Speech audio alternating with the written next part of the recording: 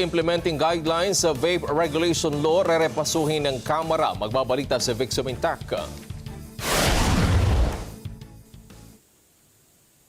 Sisilipin ng Kamara ang Implementing Rules and Regulations o IRR ng Republic Act 11900 o Vaporized Nicotine and Non-Nicotine Production Regulation Act.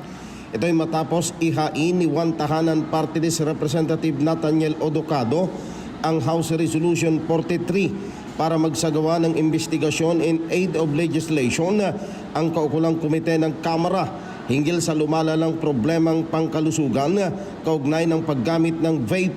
Sinabi ni Odocado na kailangang higpitan pa ang pagbebenta ng mga vape products dahil nalululong dito ang mga kabataan.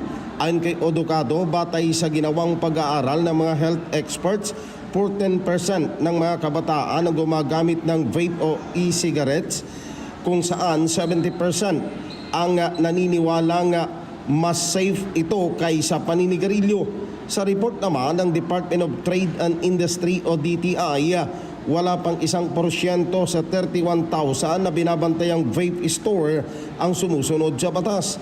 Inihayag ng mambabatas na inuuna pa ng mga vape vendors na kumita kaysa matiyak na nasa tamang edad ang bumibili ng mga vape products na kanilang ibinebenta. Kasi we've seen a lot of issues coming up sa vape, especially sa may namatay recently na 22-year-old about it. And then we checked the implementation ng DTI out of the 600 stores na nag-apply. Around 200 lang ang compliant.